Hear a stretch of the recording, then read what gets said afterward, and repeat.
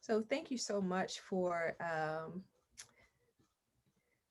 agreeing. I am looking forward to having this conversation with you, and I think that people are going to enjoy discovering more about your brilliance. And thank you for having me on, ma'am. I appreciate it. And I also really want to bring up how you are inventing something that people may not have seen before. So I can't wait to touch on that.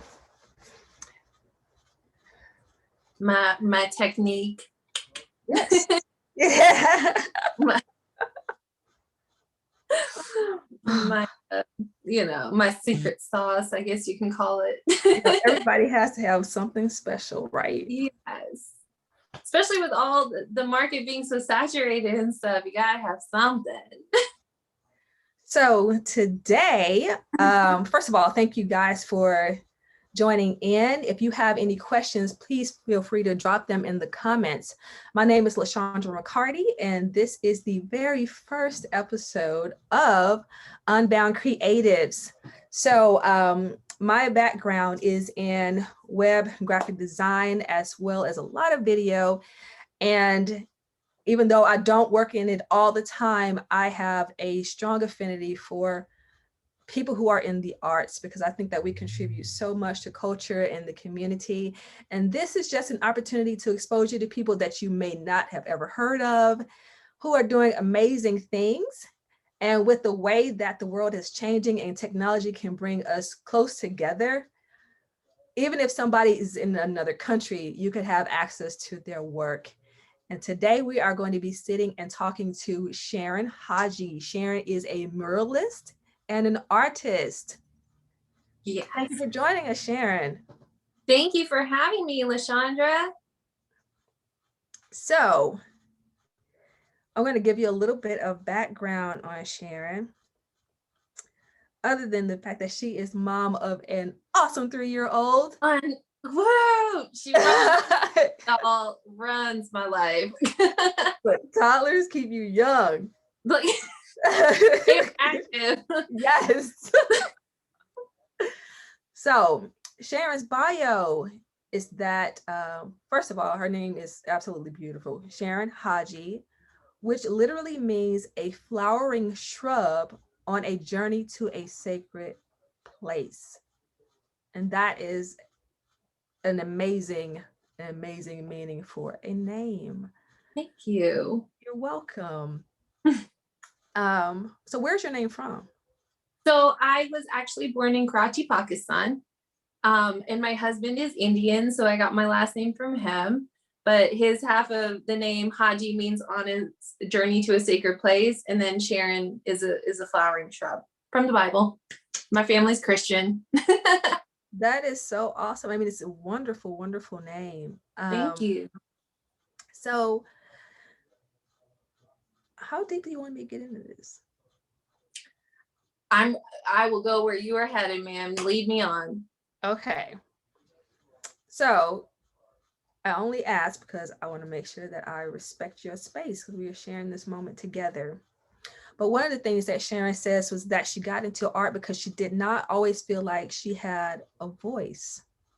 So how did you make that transition to finding the thing that would give you a voice? Wow, that's a great question. So when I was younger, I grew up, I'm the only girl in between two brothers, and we came to the United States when I was 4 years old, from Pakistan. And my mom realized that I had an affinity for art, like I loved color and everything.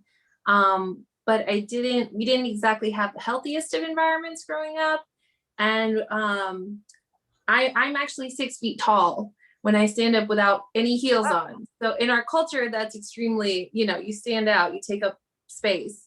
And so being the only girl and coming from a conservative culture, we were always, I was always made to feel like I had to hide or be quiet or not really use my voice so much, because we were just supposed to kind of go with whatever is being told to us.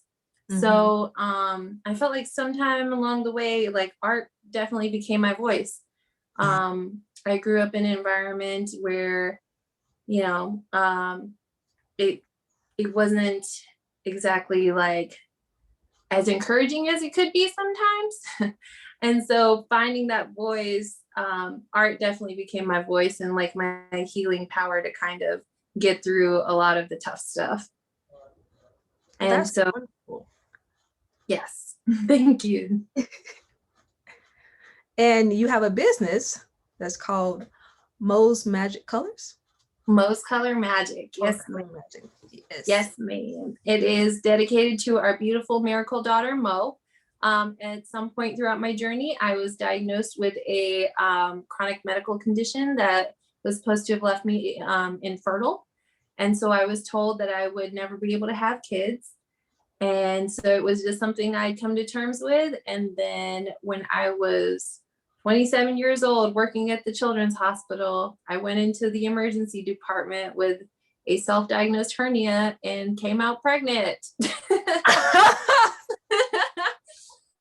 I like the self-diagnosed part, you know, sometimes. Then I thought she was gonna be a boy. Then, like, I mean, she got mistaken for all kinds of things. Like this poor child here. What a wonderful surprise, though. Yes, she's a miracle. We love her to death. But she's my work is dedicated to our daughter. So, have you introduced her to art at all? Yes, we painted our first like mini canvas together last year. She's really good. She likes to paint and draw and mess with my paint. And if I'm painting on a wall, then she's right there. Like, I showed you the picture of the Anna Elsa shebang I did for her, correct? Yes, you did. Let me see if I can pull it up here. So this was my mural for her, and it's the one that started it all, and she helped me paint it. Oh, wow, Mom. Hold on. The other one is blocking it. There. Awesome. So it's actually a little over 12 feet long and almost 8 feet tall. That is beautiful. Thank you. She was obsessed with Frozen 2. So, of course, we have.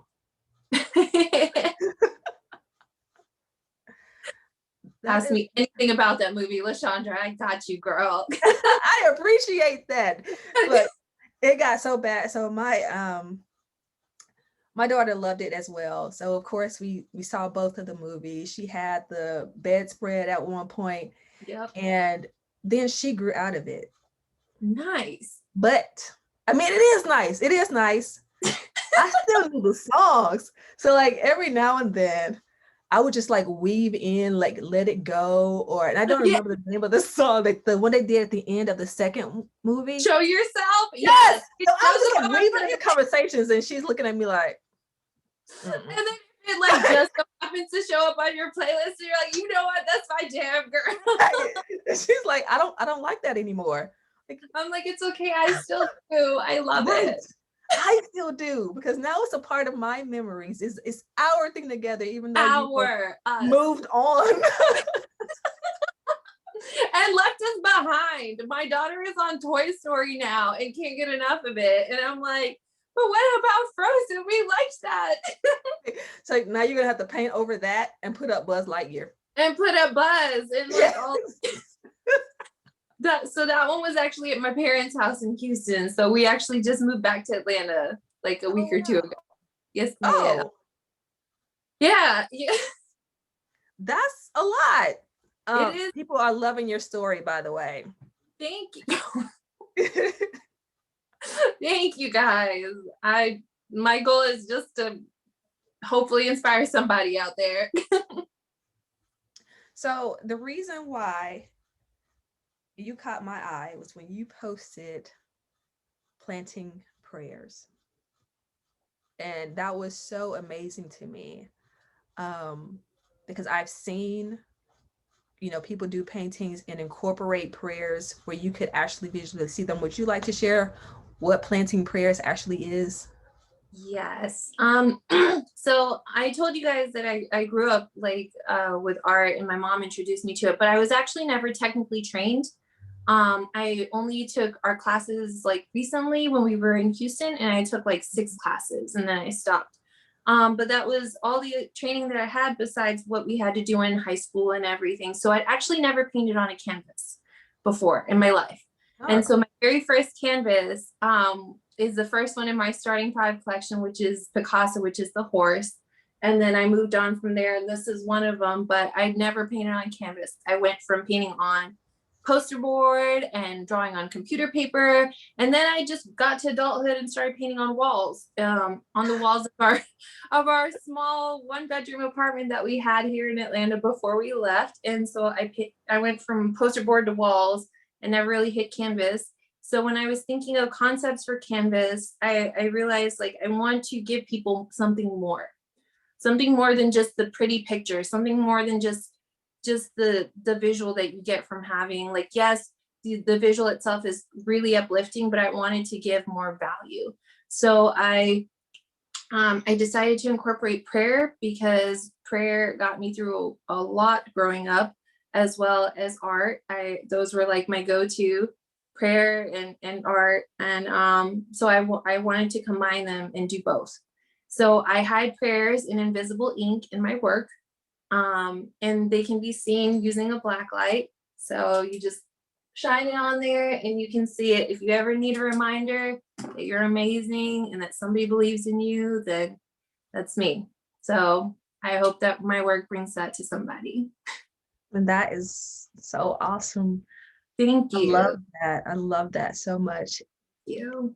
And like, right now we're in such a stressful time in our country. And we've had like a year of our lives being turned upside down. And this is probably a time more than any other that people have really needed a reminder, Mhm. and just for it to be present all the time, even when they're not aware of it, kind of like, God is present even when we're not always attuned or aware. Mhm. It's amazing. And I'm glad that you were able to find a way to incorporate your faith into your work. Thank you. You're welcome. Thank you. Yeah, I the prayers come from the heart. My starting 5 collection, each prayer is kind of where I was in my journey. And so I think what inspires me most in my work is the energy behind change.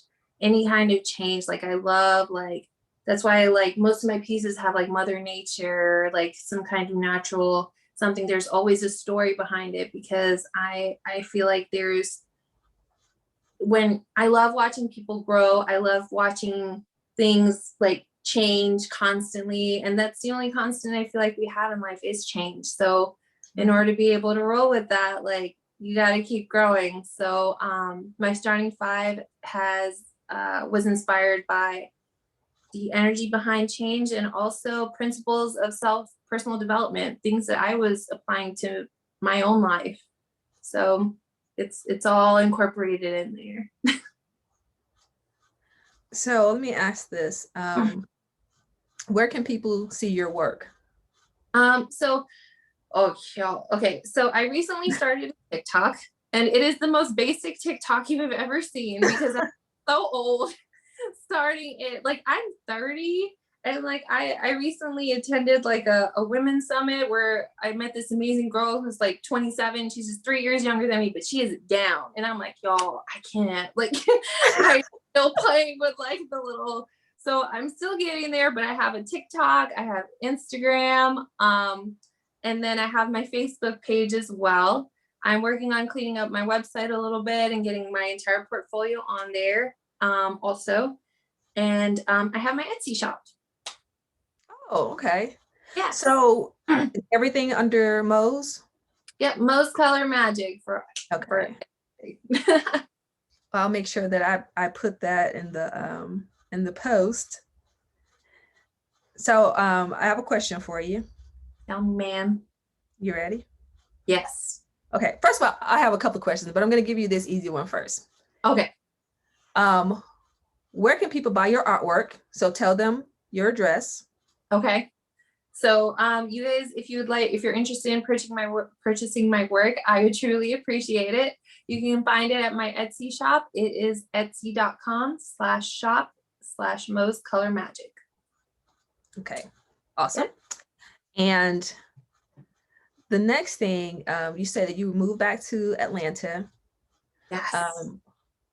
How have you like reincorporated back into the community in Atlanta? Or how would you like to? Oh, all right. That's a great question. I like it. So since we've been back, so Atlanta to me is home, y'all. So when I tell you, so I told you I didn't grow up in like the healthiest of situations. I actually left home twice. I left the first time at 22. And in our culture, a girl doesn't leave home unless she's married. And I was engaged at the time, and I was like, it's close enough. So I'm out. And so I deuced out and I came to Atlanta with my ex-husband, and then went through a divorce and everything, ended up back at home. And then now I'm back here a third time after we left and came back with Mo and everything. So this is my third time going back and forth from it, leaving Atlanta and coming back. So Atlanta is near and dear to my heart. I painted for one of my friends who owns a threading salon. And so one of my pieces is in her threading salon. So my goal is actually, since I've been back, to be able to paint for female-owned like local businesses. Mhm. I want to be a woman that builds up other women. And so I want to bring their visions to life. I like as much thought as I put into each of my canvases and my pieces. Like, I want to hear your thoughts. I want to hear what you want for your customers and how I can bring that to life. And I can take something as plain and ordinary looking as a plain white wall, and I can make something beautiful out of it. So that way it brings you and your business, your customers, some hope, something good. Awesome. I'm going to share another one of your pieces so that they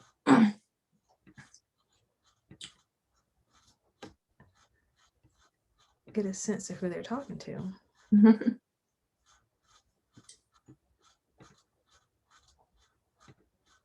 So what inspired the tiger? The tiger. So white tigers are actually my favorite non-mythical animal. If we're including mythical creatures, it's unicorns, dragons, and then tigers. When we're getting into real animals, but white tigers are my favorite. So this was actually painted above our kitchen in the in our 1-bedroom apartment that I told you I started painting in. So I named him Raja, after the tiger in Aladdin. So when I was growing up, Princess Jasmine was my absolute favorite Disney princess. And I feel like representation, especially in Disney and everything that little girls see, it definitely mattered. Right. So loved her to death. And so I've always wanted a pet white tiger, and I know they're going extinct and everything, and like they're endangered, but I wanted one. So I was like, I would be like Princess Jasmine, and I would have a white tiger instead of an orange one. So I painted on the wall, and it was just a reminder for me to just play. Remember to just have fun. Stop. And I mean, I was working 2 jobs and doing my master's at the time. Like, there was a lot going on. So yeah, just every piece reminded me to do something to better myself and to better the people around me. That's awesome. Thank you. You're welcome. Okay. You ready? I'm ready. I'm like, oh, she's about to do What is the greatest career advice that you have ever been given? I think the greatest career advice I was ever given was when I was working in pediatrics, and I was pregnant at the time. I just finished grad school, and I was trying to move up in my career. And I had somebody from HR sit me down, and she was like, listen, nobody is going to really really going to notice all your accomplishments and all the value that you bring to the table. So sometimes you have to advocate for yourself. Like, if you want something, sometimes you have to go and ask for it. Sometimes you got to ask for the help that you don't want to ask for. Sometimes you got to ask for the sale that makes you uncomfortable, or like ask for the raise and ask for ask for people to, and sometimes you just gotta advocate for yourself. So I think that was the best advice that I've ever gotten, is that sometimes you just gotta ask. And I had, for my entire life, I had a hard time asking for help. And her telling me that, I was like, man, good looking out, Lori, building up one woman to another. Like, yeah. So That's awesome. yeah, that was it. That is a great piece of advice. And you mentioned TikTok, and I will say I have not delved into TikTok. I do social media trainings, like that's what I do outside of my 9 to 5, and I have not really ventured into TikTok. I've stayed in the other platforms. So kudos to you for It jumping. takes a brave soul, let me tell you. Well, I get on there and there's these amazing artists doing all this crazy stuff, and I'm like, what? It's so funny, because if you go on my TikTok, and I'm being completely transparent with you when I say this, like my first like canvas where I introduced like my planting prayer stuff, it got like 600 views, and then slowly but surely you see the decline going backwards after that. Like, it's just like people lost interest, or I don't know, but like, yes, I was like, you know what? It's okay. It's not a race. Maybe I'm just, I don't know, maybe I'm just doing something wrong. But yes, like, girl, it is real on TikTok. How did it do on Instagram?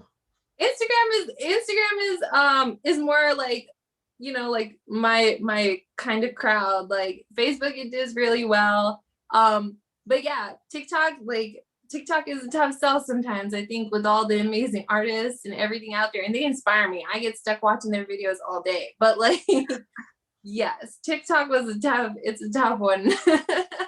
I would say this, what I've noticed about creatives, about people who are inclined to make beautiful things and create stories and write and all of these wonderful things, typically do not know how much content they actually have. Man, right?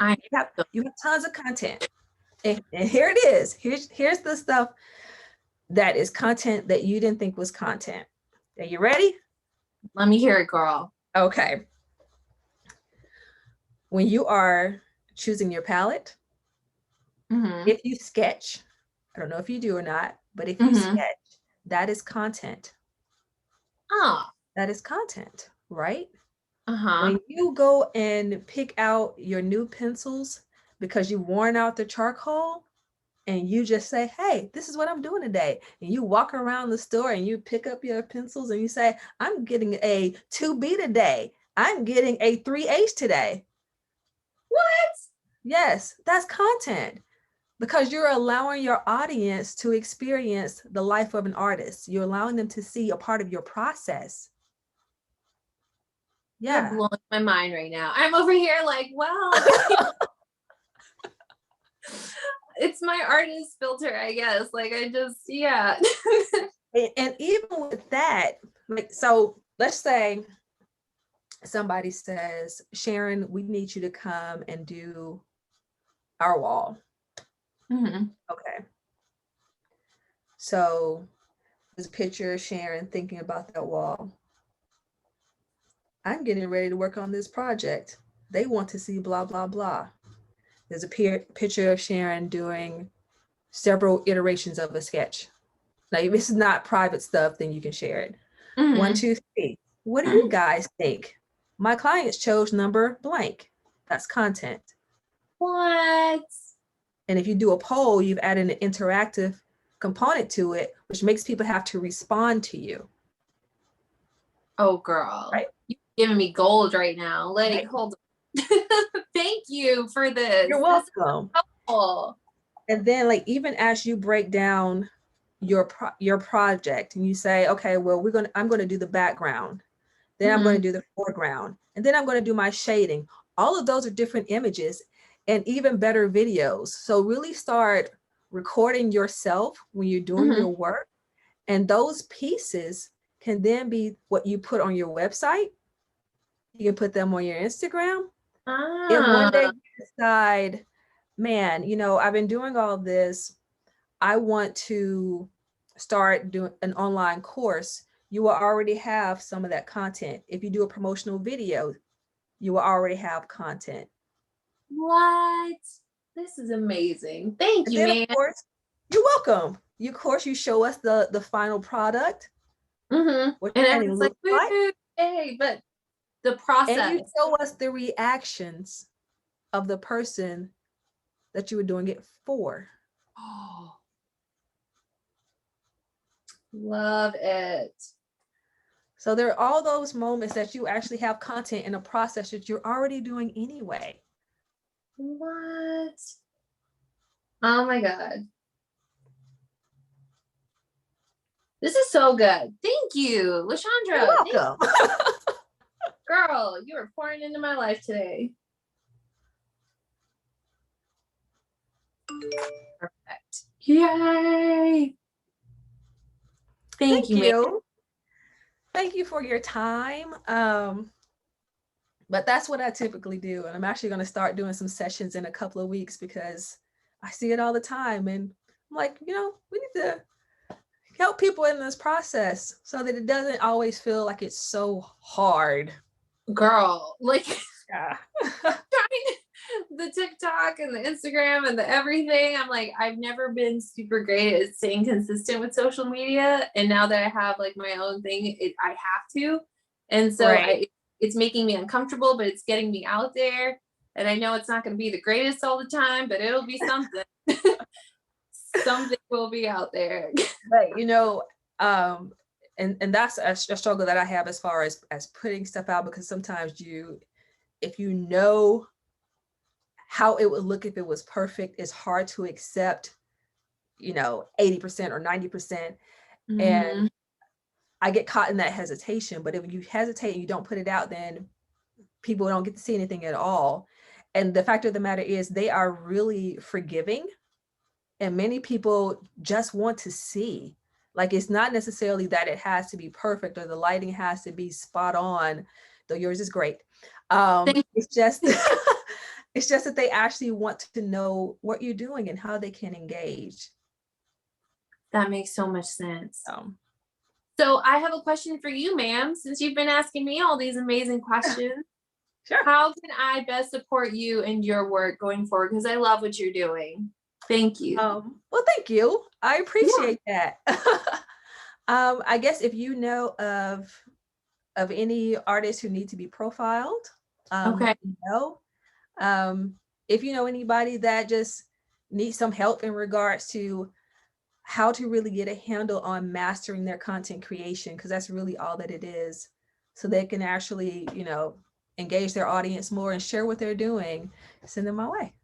Awesome. Well, are you looking for just visual artists? Are you interested in musicians or? So it's across the board. And I'm actually, for the next session of Unbound Creative, I'm actually going to be having a conversation with Jacquel Constant, who is the founder and creator of the Haitian International Film Festival. What? That's awesome. And that's Saturday at 12:30 Central Time. And after him, I'll actually be talking to Cece Shabazz, who is a creative director, brilliant woman who started her career in graphic design, has won tons of awards. And we'll be talking to her at 3:30 Central Time. So yeah, the person doesn't have to be in visual arts. If it's a writer, a musician, as long as they're doing, quality work that has, that is life-giving, then we can give them a space. I love that. Thank you so much. You're welcome. And if you guys have any questions for Sharon, you can reach out to her. She's on Etsy, TikTok, Facebook. Instagram. So basic. And I'm going to put all of her information inside of the post for you to connect with her and follow her and support her work. Thank you. Thank you for having me, ma'am. I'm sorry, I can't let you go. I had one question. Why did you guys leave Houston?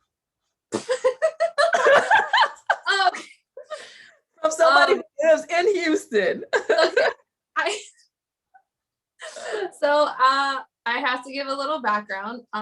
So before we left for Houston, we were living here, where I am right now with my in-laws. And so we went to Houston for the free babysitting from my mother. And then we got our own space in Houston, and I absolutely loved it. But we had to come back, unfortunately, for family health stuff, to just be around and supportive for the family. So grateful to be back and everything. And also we wanted to kind of, this is like home for us. So just grow our family here, get our own space. And I wanted to do my art thing here because I love the art community here. And I have some people in Atlanta that I know I'll connect you with. So stay on after I drop us off here so that I can try to make some connections for you. Thank you. You're welcome. So thanks everybody. I will see you on Saturday at 12:30 Central Time. We'll be talking to our friend with the Haitian International Film Festival, and then at 3:30 we're coming back to talk to Sissy Shabazz, who is a marketing genius. So you need to be on for that. Talk to you later. Bye, y'all. 1 second.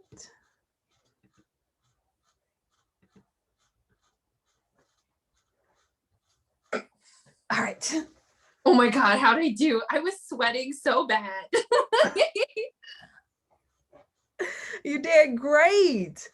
I just like, when I started like blabbering about my divorce, I'm like, girl, they don't need to know that. Like, like, I'm sorry, public speaking is like my area of opportunity. And I was like, oh, what am I even doing right now? I'm just gonna stop. Anyway, back in Atlanta. I would say this. I love the fact that you called it an area of opportunity. I mean, even just the mindset of that is just so freaking awesome.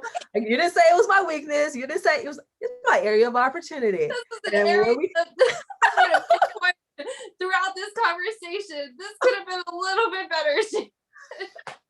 But you know what? One, the more you do it, the easier it would get. Two, you were fine and authentic. Thank you. People are gonna be like, man, is she shining? Like, Jesus Christ.